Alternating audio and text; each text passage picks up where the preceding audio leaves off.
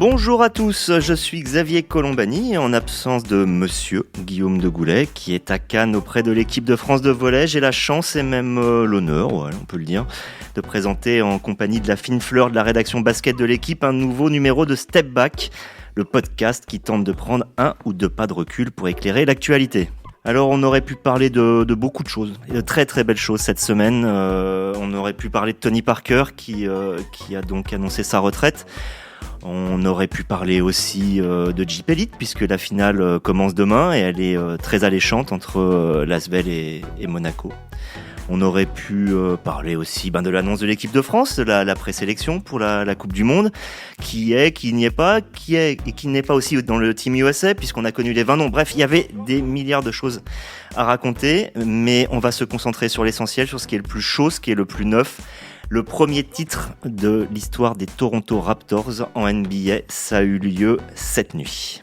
114-110. Curry lets it fly. Canada, the NBA title is yours. The Toronto Raptors are the 2019 NBA champions. Comme vous venez de l'entendre dans les commentaires d'ESPN, le trophée Larry O'Brien, du nom du premier dirigeant de la NBA, part au Canada. C'est un triomphe tout neuf. Pour parler de ce dénouement, revenir sur ce qu'il faut dire, c'est une surprise, on en discutera, mais je pense qu'on peut quand même dire que c'est une surprise. J'ai avec moi aujourd'hui Arnaud Lecomte. Bonjour Arnaud. Salut Xavier. Yann Onona. Salut Xavier, salut Arnaud. Salut Yann. Et Max. Et Max surtout, Maxime Malek, qui est à Auckland où il est 6h du matin je crois. Salut à tous. Il a une petite voix, hein. Ouais, il a pas beaucoup dormi, il a dû fêter avec les Raptors le titre de champion, non, tu crois pas? Ou alors c'est qu'il fêtait ça en dessous de sa chambre d'hôtel et qu'il a pas pu dormir. Ah, ça doit être ça. Non, je suis pas dans le même hôtel du tout que les Raptors, mais par contre ce qui est vrai c'est que quand on va dans le vestiaire du vainqueur, on a les vapeurs de champagne on a l'impression de boire sans avoir bu une goutte, quoi, tellement les vapeurs de champagne sont fortes. On a vu que Kawhi avait d'ailleurs revêtu de superbes un masque de plongée ou de ski, je sais pas trop ce que c'était. Comme tous les autres, c'est ça. Kawhi, en tout cas, on l'a vu à la conf de presse avec ça, et les autres avaient dû aussi se protéger. Enfin, c'est le rituel d'après-match maintenant, d'après-finale, d'après-titre, comme ça. Hein. C'est traditionnel dans quasiment tous les sports maintenant. On le voit surtout en baseball et en basket où on se met les masques de ski pour se protéger les yeux des éclaboussures de champagne, et comme ça on peut faire la fête tranquille. Alors j'allais dire respiration début du game, c'est un petit peu la tradition de Guillaume de lancer le podcast, mais je crois que vous êtes déjà bien parti. Donc je vais tout de suite commencer directement en revenant sur ce mot, le mot surprise.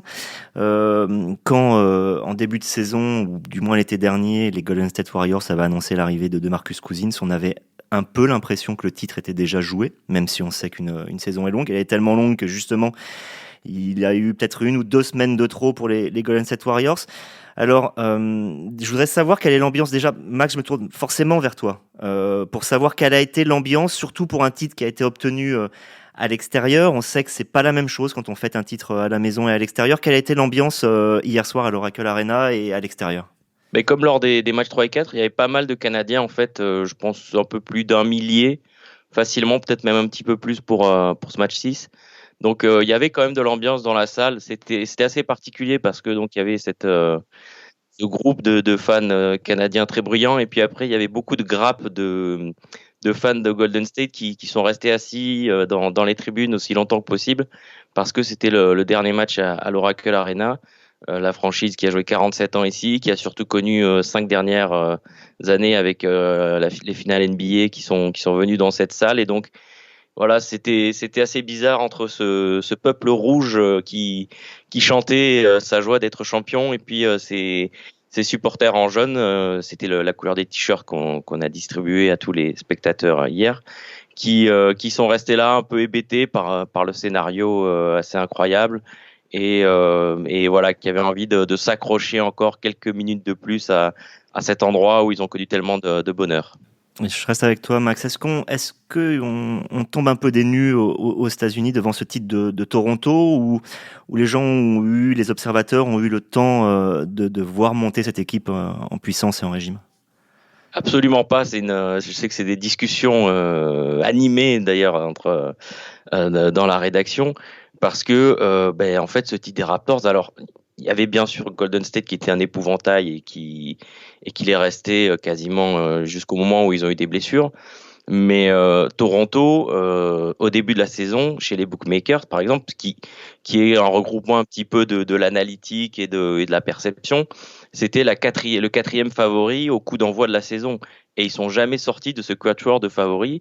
Début janvier, ils sont le deuxième favori derrière Golden State.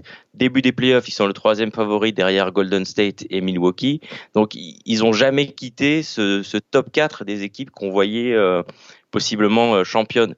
Est-ce que on imaginait qu'ils pouvaient faire tomber les Warriors comme ça? Il y a forcément, vu ce que les Warriors ont accompli ces dernières saisons, une part d'incrédulité. Mais en termes on va dire d'analytique, de statistiques, d'effectifs, c'est moins une surprise de ce qu'on ressent au niveau des Américains. C'est moins une surprise que Dallas qui domine Miami en 2011. Que la même affiche en 2006 où cette fois c'est Miami qui avait dominé Dallas, et c'est très très loin derrière ce que Détroit avait fait subir aux Los Angeles Lakers en 2004. Est-ce que d'ailleurs c'est vraiment le premier titre, et là je me tourne vers toi Arnaud, est-ce que c'est l'avènement des Raptors ou est-ce que c'est véritablement la chute des Warriors? Évidemment ce sont les deux, mais quel est pour toi le point principal?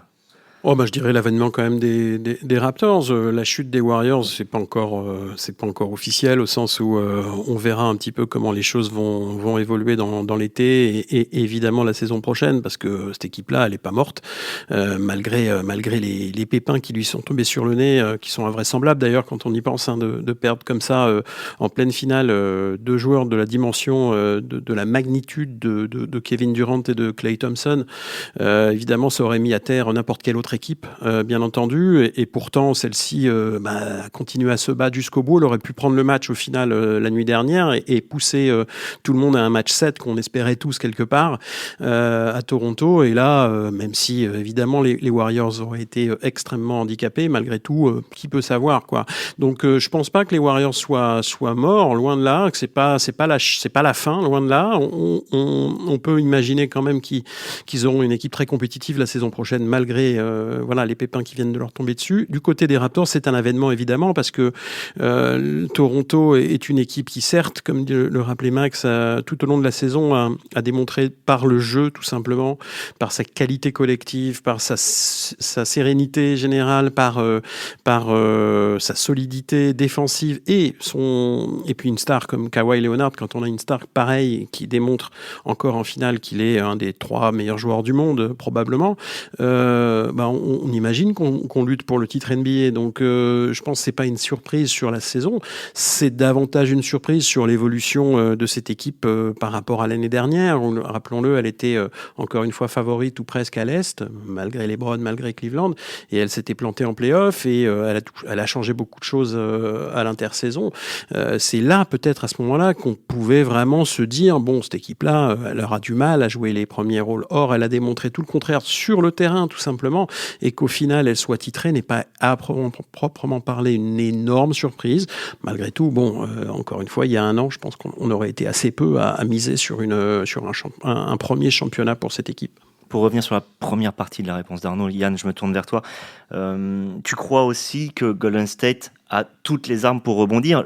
Alors évidemment, ils ont encore des joueurs comme Stephen Curry ou Draymond Green sous contrat, mais on précise que Kevin Durant et Klay Thompson, qui étaient en fin de contrat, dont on n'était même pas sûr qu'ils reviennent, là, même s'ils les re-signent, ne rejoueront pas, ou pas à un niveau, leur meilleur niveau, avant pas mal de temps, peut-être avant la fin de la saison prochaine. Ça complique la donne quand même. Ça complique clairement la donne. Plusieurs analystes disent que dans la configuration actuelle, les Warriors auraient peut-être même du mal à atteindre les playoffs la saison prochaine si on reste dans cette configuration. Il y en a qui pensent qu'on pourrait ne pas voir Kevin Durant de toute la saison prochaine. Ça me paraît peut-être un peu exagéré, mais bon, il faut savoir exactement comment il se remet.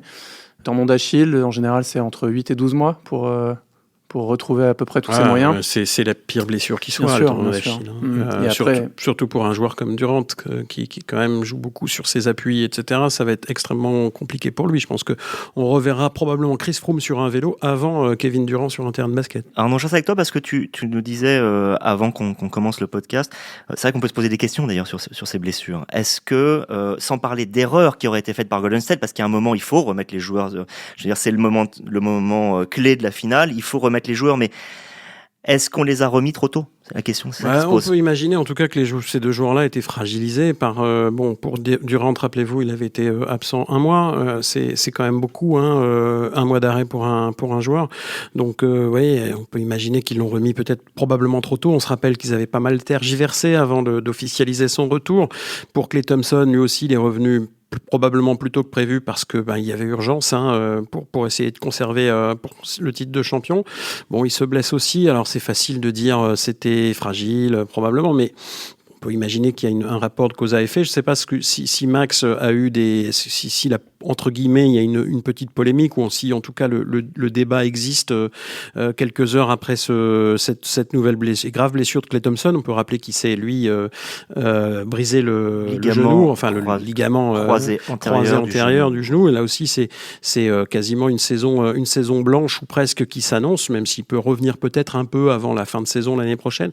Mais Max, est-ce qu'on en parle déjà un peu aux États-Unis aussi de cette histoire de joueurs fragilisés?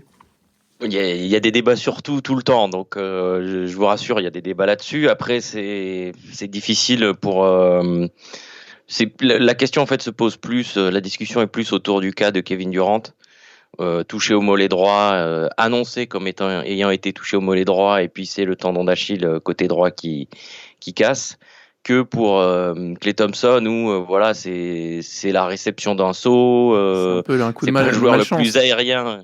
C'est pas le joueur le plus aérien de toute la ligue. Il est déséquilibré un petit peu par le cercle qu'il n'arrive pas à saisir. C'est plus une action. C'est sur la même jambe que sa blessure aux ischio. Oui et non. Les blessures aux ischio, il fait un saut un petit peu bizarre où on a l'impression qu'il veut essayer d'obtenir la faute en bougeant les jambes en l'air, en essayant de faire une Harden, et sauf que lui, il maîtrise pas trop la réception, contrairement au barbu des Houston Rockets. Donc, c'est... Non, mais là, c'est un coup de malchance. Ça serait plus un accident, un coup de malchance que ils l'ont remis trop tôt. Tous les joueurs sont remis trop tôt au moment de la finale. Tous les joueurs reviennent trop tôt de blessure. Puis vous pouvez pas être on peut pas être un champion et en fait ne pas avoir envie de venir jouer ses matchs. Je pense que Kevin Durant a eu le dernier mot sur ça. À un moment donné, ils ont dû le mettre entre ses mains, et puis regardez Klay Thompson qui se casse le ligament, qui se rompt le ligament, et disons que ceci peut expliquer cela. Quoi. Oui, voilà. Bien sûr. Non, mais il y a un mélange de fatigue. Après, je pense qu'il n'y a pas de regret, entre guillemets. Enfin, si, il y a évidemment des regrets, parce qu'on perd des joueurs comme ça aussi longtemps, c'est terrible.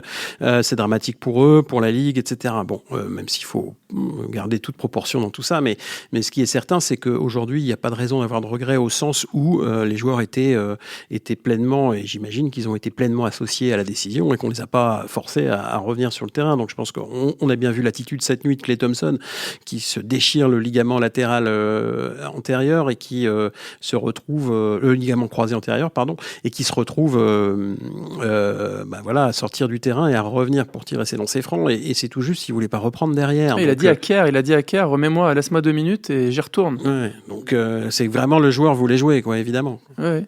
Il a donné raison, à l'explication il y a quelques jours de Kerr, quand il s'est fait la première blessure, qui a dit non mais Klay, de toute façon il serait à moitié mort, qu'il demanderait à rentrer. Donc on a eu la démonstration que c'était pas loin d'être vrai. Mais pour conclure sur ce sujet, il y a une part de malchance aussi, parce qu'il y a des joueurs qui jouent blessés, diminués dans les deux équipes. Par exemple, Kawhi Leonard n'était pas forcément à 100%, il avait des petits problèmes, on le voyait boitiller ici et là. Ça aurait pu tomber sur lui, ça aurait pu tomber sur André Iguodala qui, pareil, il y a 3 jours, dit moi je joue diminué, c'est pas très intelligent de le faire, mais c'est la finale, donc on joue, on force un peu, et donc il y a forcément une part de malchance, même si c'est des joueurs qui avaient des petits pépins auparavant. Est-ce que Toronto, c'est quand même une question qui se pose à partir du moment où il y a des blessés. Donc on parle de la gestion de leur propre équipe sur leur santé. Mais est-ce que de l'autre côté, Yann, je te pose la question, Toronto jouait dur? Est-ce qu'on peut dire ça? Jouer dur, c'est-à-dire physique, oui, physique, vicieux.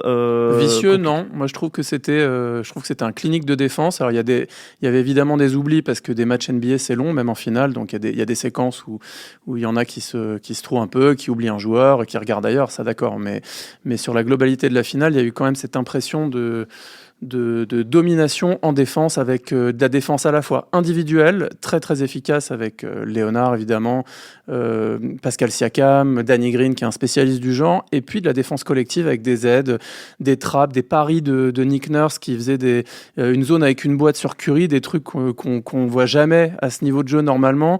Non, je pense que c'était vraiment très intéressant et ils ont parfaitement su tirer avantage de leur domination à l'intérieur, le point faible identifié des Warriors. C'est pour ça que je pense qu'il faut faire attention parce qu'on pourrait entendre là ces prochains jours, ou en tout cas quelques heures après la finale, que finalement Toronto a bénéficié sur cette finale des soucis physiques des Warriors. Oui, bien sûr qu'ils en ont bénéficié. Oui, bien sûr que Golden State n'était pas le vrai Golden State sur cette finale. Maintenant, je veux surtout pas entendre que Toronto a volé sa victoire ou que c'est pas un vainqueur très moral au final. Ce qu'on pourrait entendre, j'en sais rien, hein, je dis ça un peu gratuitement, mais on peut imaginer que les gens disent ouais, Toronto, bon bah voilà, ils ont gagné parce que il y avait pas Durant, il y avait pas Thompson sur la fin du match 6, etc., qu'il a raté un autre match et tout. Enfin, bref, je voudrais pas entendre ça parce que je pense que les Raptors ont vraiment été la meilleure équipe aussi sur le terrain pendant ces 6 matchs. Dans la globalité des 6 matchs. Donc, je trouve que c'est un très très beau champion, Toronto, sur le plan du jeu, justement. On a suffisamment, notamment à ce micro, cette saison, tapé un peu sur le jeu NBA, parfois, notamment, évidemment, en saison régulière, hein, je parle pas des playoffs, qui parfois était un peu caricatural, etc., qui proposait pas franchement du très beau jeu léché, etc. Je trouve que Toronto est une très belle équipe, à la fois sur le plan défensif, Yann l'a dit, mais aussi sur le plan offensif. Oui, et ils ont fait déjouer, enfin, ils ont su profiter aussi de l'état des Warriors qui, à cause de la blessure de Cousins quand même pendant une longue partie de la saison encore, leur jeu est vite devenu caricatural. D'ailleurs, au match précédent, c'était un peu juste on court et on tire à 3 points. Ils étaient devenus une caricature d'eux-mêmes alors qu'ils savent varier leur jeu. Et sur la dernière manche, Steve Kerr a rééquilibré tout ça en forçant du jeu un peu intérieur qui avait disparu de leur répertoire et qui les empêchait de gagner, d'être efficaces.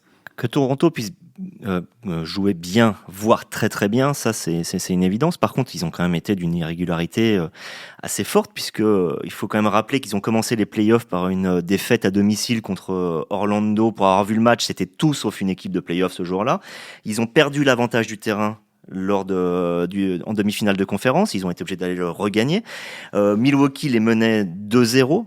Donc c'est quoi Max, la force de Toronto, c'est ce mental, c'est cette capacité à ne jamais céder devant l'adversité et devant ses propres lacunes, être capable de rebondir? Oui, on va dire que c'est en fait c'est une jeune équipe avec des vieux joueurs entre guillemets, hormis Pascal Siakam, mais des joueurs qui ont énormément d'expérience.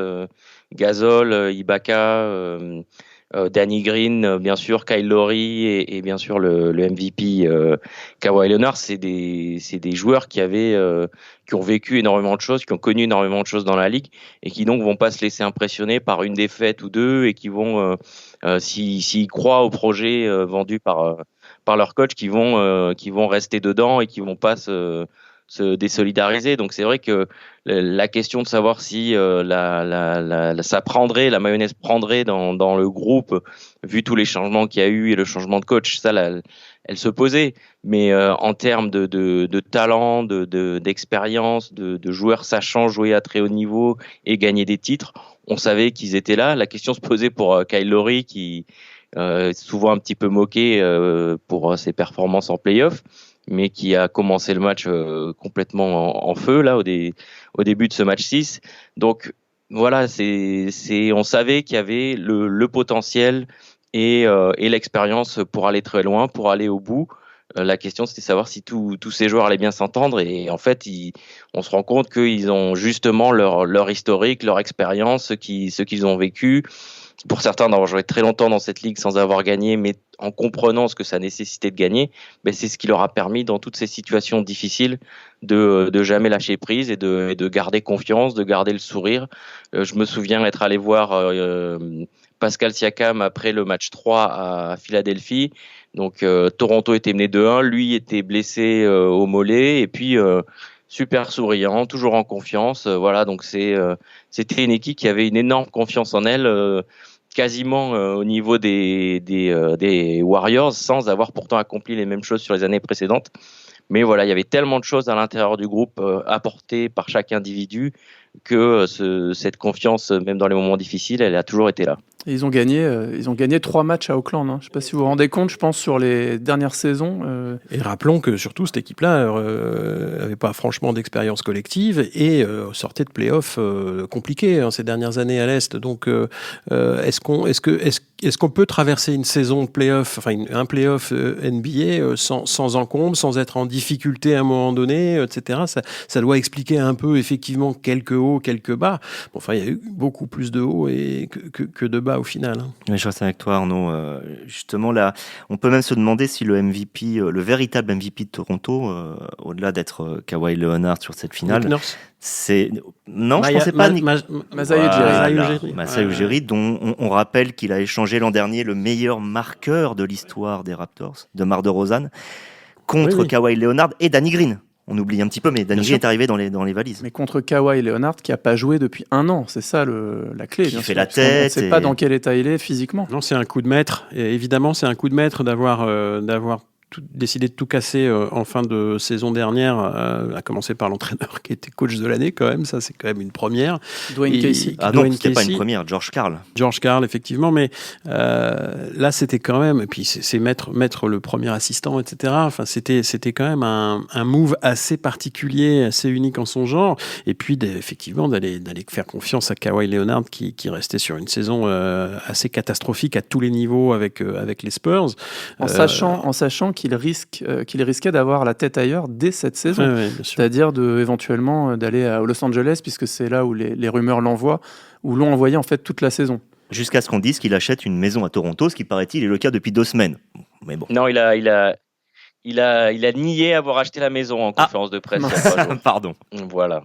Pour revenir à Masai Ujiri, oui, forcément, c'est un coup de maître de sa part et c'est probablement le MVP, oui. Moi, je crois qu'il faut quand même aussi souligner le rôle de Nick Nurse, qui a un peu cassé certains codes aussi, à la fois par son parcours totalement atypique. Je crois qu'on va y revenir, Xavier, enfin que tu avais l'intention peut-être d'en reparler, mais pour résumer, c'est quelqu'un qui a une très longue montée en puissance, en somme. Bon, c'était sa première finale NBA. Il a coaché une dizaine d'années en Europe, et pas le Panathinaikos ou le Barça. Manchester, Brighton. Birmingham. Il a commencé à Birmingham. En Angleterre, qui est quand même pas le pays le plus basket d'Europe. Il a mangé de la vache enragée, comme on dit vulgairement. Il a été en G-League. Il a fait ses classes vraiment à la dure. Il était payé, j'ai lu un article comme quoi il était à une époque payé $50 ou moins par jour.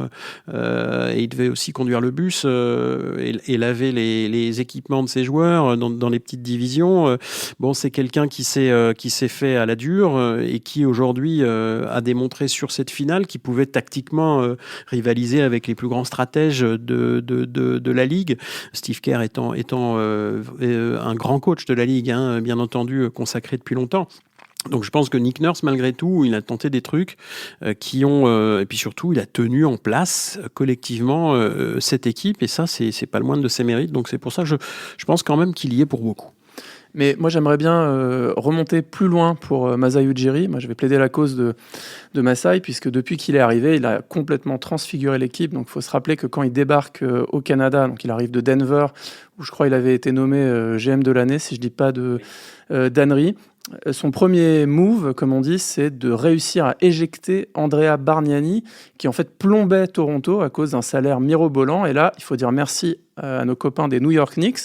Ils sont spécialistes dans ce style-là, n'est-ce pas? Donc il a réussi à éjecter Bargnani et c'est là qu'il a tout amorcé, que tout a commencé. Et en réalité, chaque fois que Ujiri a fait un mouvement ou un transfert, ça a amené à ce qui est arrivé aujourd'hui. Et donc l'exemple, c'est tout simplement... que quand il envoie Bargnani, il récupère Jakob Poeltl. Jakob Poeltl a été l'une des clés pour pouvoir faire venir Kawhi Leonard à Toronto. Et c'est juste un exemple de tout ce qu'il a fait pour transformer cette équipe en un roster gagnant. Et aujourd'hui, il y a toute la ligue qui est à ses pieds pour le récupérer. On a vu que les Washington Wizards auraient fait une offre de $10 millions par an pour le récupérer juste après la fin de la finale cette nuit.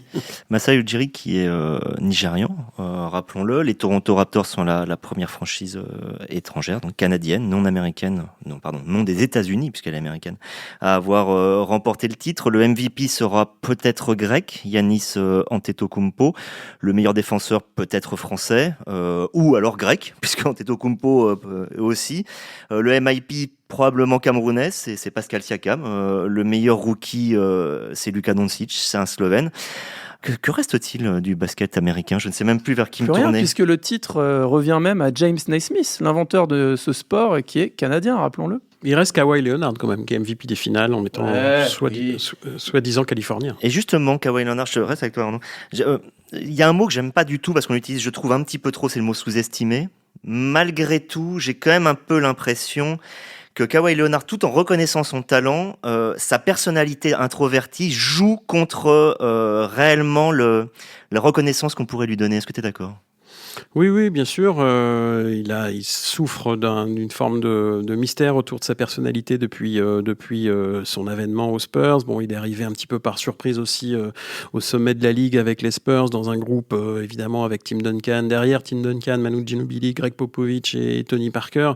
Il a fait sa place petit à petit, mais néanmoins a jamais été franchement, reconnu comme l'une des grandes mégastars de la ligue. Je pense que ces finales 2019 vont le consacrer définitivement parmi le top du top.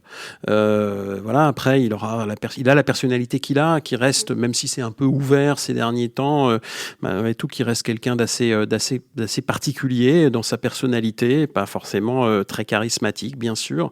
Bon, maintenant, si on veut bien s'arrêter aux joueurs, aux basketteurs en tant que tel, je pense que les progrès qu'il a notamment démontrés sur le plan du tir extérieur, où il a fait preuve d'une maîtrise là assez bluffante par rapport à ce qu'on en connaissait, bien sûr, même s'il avait déjà progressé, bien sûr, par rapport à ses débuts. Bon, il est reconnu probablement comme l'un des tout meilleurs défenseurs de la ligue, si ce n'est le meilleur à l'extérieur, et comme maintenant un des top attaquants. Donc voilà, je pense qu'il est aujourd'hui considéré sur le plan sportif. Reste à effectivement passer le cap supérieur, et là, c'est pas forcément évident parce que, il a une personnalité qui est ce qu'elle est et qui il va pas devenir tout d'un coup LeBron James ou Magic Johnson, quoi. Et puis il a joué à San Antonio et à Toronto, donc le terrain en plus médiatique ne s'y prête pas autant que pour d'autres villes, mais clairement aujourd'hui, pour moi en tout cas, c'est le MVP de la saison, même si c'est pas lui qui sera désigné. Je pense que ce qu'il a montré là sur ses playoffs ne laisse aucun doute là-dessus. Mais est-ce que c'est un avis assez européen, ça, Max, ou vraiment aux États-Unis, il est pas très considéré ? Après, c'est pareil. Est-ce que vous demandez il est considéré en tant que joueur ou s'il est considéré en tant qu'athlète qui compte auprès du grand public? En tant que joueur, c'est un des top 5, éventuellement top 3. C'est parce qu'il a l'attaque, il a la défense, il peut être partout. Il a ses mains géantes. Après, il n'est pas forcément clutch, comme on dit, c'est-à-dire que dans les moments décisifs, là, il a un peu disparu hier au moment du quatrième quart-temps. Donc c'est vrai que son panier vainqueur au buzzer contre Philadelphie au match 7 de demi-finale de conférence a marqué les esprits, mais c'est pas forcément un joueur qui se met en valeur à ce moment-là. Mais après, sur l'ensemble de son œuvre, oui, il est reconnu parmi les top joueurs.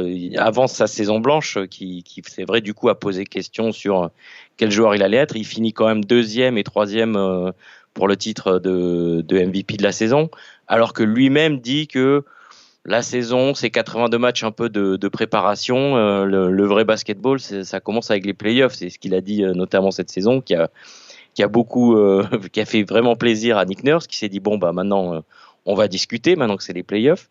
Voilà, donc en tant que joueur, il est reconnu à sa juste valeur. Après, c'est pas un gars qui va vous faire vendre des millions de chaussures. Justement, il a 2-3 pubs dans les télévisions, les magazines. Est-ce qu'il est invité dans des shows encore qu'il peut être invité, ça veut pas dire qu'il dira oui, mais Ouais, il fait très peu de choses en dehors du basket. On va pas le voir aller, je sais pas, chez Jimmy Kimmel. Après, peut-être avec la victoire, mais on va pas le voir aller chez Jimmy Kimmel, faire un talk show ou avoir un documentaire qu'il a lui-même à moitié produit ou avoir sa société de Je vois production. pas de qui tu parles.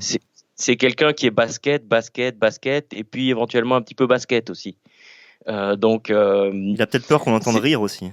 Il l'a fait une fois, il l'a payé. Peut-être, il a montré ça en début de saison. C'est vrai qu'on s'est moqué de lui jusqu'au bout, mais c'est rira bien qui rira le dernier, j'ai envie de te dire. Puis je vous rappelle qu'il joue avec des New Balance au pied. Hein, c'est intéressant ça, non? Merci. C'est Alors moi, assez, j'ai une autre c'est assez, Non, moi j'ai une autre question à te poser, Yann, symbolique. qui me paraît un tout petit peu plus intéressante. Est-ce que tu y crois pour l'avenir aux Raptors? Évidemment, je n'ai pas la réponse. Ça a été un objet de discussion toute la saison. Comme il n'est pas sous contrat actuellement, il faut renégocier. Évidemment, le fait qu'il glane un titre, un MVP des finales, plaide dans le sens d'un maintien aux Raptors. Toutes les rumeurs, toute la saison ont parlé de lui en Californie, puisqu'il vient de là-bas. Et Aux donc, Clippers. voilà, plus les Clippers que les Lakers, effectivement. Mais on peut penser aujourd'hui que ça rebat les cartes. Et puis Masai Ujiri, semble-t-il, sachant parler aux joueurs qu'il veut enrôler, doit être au moins capable, je pense, de le convaincre de signer un contrat à moyen terme, court terme. Alors, sur plutôt 2 saisons, et peut-être pas un contrat maximum à 5 saisons. Voilà, ça, c'est quand même dans le domaine de l'envisageable. Ça paraît absurde et dommage de briser un groupe qui vient de réaliser un tel exploit.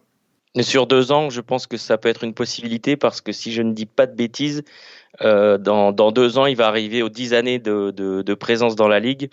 Et quand on est un joueur qui a 10 ans d'expérience dans la Ligue, on franchit un palier dans la possibilité dans le salaire maximum possible. Donc, s'il fait 2 ans et qu'ensuite il signe une longue extension, il fera beaucoup plus d'argent que s'il signe une longue extension maintenant. Précision intéressante. Tout à fait intéressante, oui. Dernière, Merci. Dernière question, un peu à tous, mais je parle à toi Arnaud, puisque tu n'as pas encore parlé là depuis 2 minutes. C'est une chose très simple. Est-ce que ça a été une finale intéressante? Bien sûr. Ah oui, grave.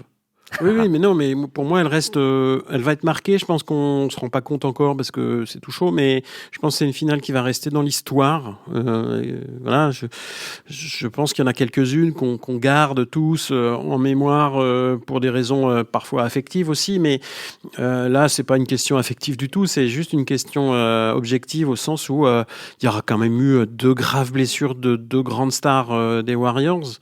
Il y a une dramaturgie incroyable tout autour de cette série finale sur justement les pépins que pouvaient avoir les Warriors. Les Warriors, c'était quand même le double champion en titre qui partait pour réaliser un three-peat qui n'avait pas été réalisé depuis un petit moment. Il y a la première, qu'on le veuille ou non, historiquement, si, ça le restera objectivement parce que pour la première fois, une franchise hors États-Unis s'impose dans plus de 70 ans d'histoire de la NBA. Une franchise en plus extrêmement internationale. Je pense que dans l'histoire de l'internationalisation de la NBA, qui commence déjà à avoir pas mal de chapitres, là on a ouvert encore un chapitre supplémentaire. Plus que les Spurs? Pas plus, mais c'est un autre chapitre avec notamment un architecte d'origine étrangère avec Masai Ujiri dont on a parlé tout à l'heure, avec un entraîneur qui a fait ses classes en Europe. Ça aussi c'est un peu unique, je pense, dans l'histoire de la NBA. J'ai pas en mémoire des exemples d'entraîneurs qui ont vraiment fait une carrière européenne avant d'être champion en tant qu'entraîneur en chef, bien entendu. Ettore Messina bien sûr avec Popovic, mais il n'était qu'assistant de Popovic. Et puis une équipe très internationale aussi. On a 2 Espagnols africains avec Serge Ibaka. On a un autre Africain avec Pascal Siakam. On a vraiment une équipe extrêmement internationale sur un très peu de joueurs, sur 8 joueurs vraiment qui ont joué ces finales. Donc je pense que Escariolo dans le staff aussi. Escariolo bien sûr que j'oubliais. Donc ça va donner des ailes d'ailleurs aux Espagnols pour la Coupe du Monde. Ça c'est pas une bonne nouvelle. Ça va donner des ailes aux Canadiens aussi, c'est pas une bonne nouvelle pour l'équipe de France. Non, mais des Canadiens qui pourraient être entraînés par Nick Nurse, bien sûr, qui pourrait en effet être sur le banc. Ce qui est curieux, c'est qu'on est à la mi-juin et on ne sait toujours pas qui sera l'entraîneur de Team Canada. Bon, même si les rumeurs laissent entendre que ce sera lui, mais c'est pas encore officiel à ma connaissance. Donc oui, je pense qu'à travers tout ça, il y a quand même cette finale-là en 2019, quand vous serez en 2045, parce que moi je serai peut-être plus là, vous y penserez à cette finale 2019 en vous disant, mais ouais, celle-là, elle fait partie des 10-15 finales qui auront marqué peut-être les années 2000 quand on sera en 2045, quoi. Pareil, Max, elle t'a plu à vivre ? Oui, c'est un scénario. Au début, je disais c'est pas tellement une surprise, c'est le scénario. Personne n'aurait imaginé un tel scénario aussi improbable. Toutes les questions autour de Durant, son retour, sa grave blessure, les moqueries, la joie du public canadien pendant quelques secondes qui est toujours présentée comme si gentil, si poli, la blessure de Klay Thompson, les Warriors qui perdent leurs 3 derniers matchs dans cette enceinte de l'Oracle Arena où ils ont tellement gagné. Enfin, il y a une liste de faits improbables qui se sont accumulés autour de cette finale qui font que oui, c'était assez captivant. Et pas forcément pour les raisons qu'on imaginait au début, mais c'était 2 semaines assez captivantes et assez étonnantes. Surtout au vu des 2 dernières finales, hein, Max, où quand même, il faut avouer qu'on s'était ennuyé ferme contre Cleveland, les 2 dernières. Hein. Oui, c'est sûr que 2016 était exceptionnel, incroyable par ce renversement de situation. 2017-2018, c'était un petit peu Thanos contre The Avengers, quoi. Un petit coup de gant et puis tout le monde se faisait exploser, quoi. Dans les années 2010, il y aura 2011 avec Dallas, il y aura 2013-2014 les 2 finales fantastiques entre les Spurs et le Heat, et puis il y aura 2016 et 2019, quoi. Voilà. En tout cas sur cette décennie-là, 2019 fera partie du top, quoi. Dernière question à toi, Yann. Est-ce que la NBA pour cette saison, pour toi, c'est fini ou ça finit après la draft et la free agency finalement, qui est un peu une sorte de fin de saison, préfiguration de ce qu'il va y avoir ? Non, ça fait que commencer presque. En fait, là, il y a une nouvelle aventure qui débute. Et d'ailleurs, c'est assez intéressant. Les commentateurs américains, Jeff Van Gundy, Mark Jackson, racontaient qu'il y a eu une évolution incroyable au niveau de la Ligue d'été de Las Vegas. Et disaient qu'il y a quelques années, où il y a 10 ans en arrière, ça intéressait quasiment personne ou vraiment un petit microcosme. Et qu'aujourd'hui, plus personne ne rate ces matchs-là. Alors là, en plus, cet été, il va y avoir du monde avec une draft énorme. Donc là, évidemment, la blessure de Kevin Durant, celle de Klay Thompson, peuvent changer tout ce qui va se passer pendant la free agency. On dit que Kyrie Irving serait plutôt partant pour aller à Brooklyn, d'après les dernières rumeurs. Mais en réalité, je pense que tout peut arriver. Et donc, c'est pas fini. Avec surtout les Knicks, donc ça va être intéressant de voir ce qu'ils vont réussir à attraper ces bons Knicks, parce que ça reste un feuilleton génial à suivre quand même, quoi. Ouais. Ah bah si, c'est toujours drôle, quoi. Il se passe tellement de choses. Ah bah oui, ils allaient récupérer Kevin Durant. Oui, c'est quand même incroyable, quoi. Ça leur tombe encore sur le nez, quoi. Ce qui est intéressant, c'est l'alternance entre bien et pas bien. Vu que là, ça finit rarement bien, à un moment, ça devient lassant, peut-être, non ? Non, certainement pas. Ouais, Kyrie Irving devait venir avec Kevin Durant, finalement, je vais aller chez les copains à Brooklyn. Non, vendez cette franchise, monsieur Nolan. Mais non, mais ils allaient récupérer. Tu vas être banni, Arnaud. Ils allaient récupérer le seul meilleur joueur new-yorkais de la NBA, c'était Kemba Walker. Non, il vient de dire qu'il a signé à Charlotte. On pourrait continuer comme ça pendant des heures, mais c'est ainsi que se termine le 34e numéro de la 2e saison de Step Back. Comme le disait Yann, il y a tellement de choses qui vont se passer cet été, il y a tellement de choses qui peuvent encore se passer dans les semaines qui viennent. Enfin bref, on va se retrouver un de ces jours et à bientôt.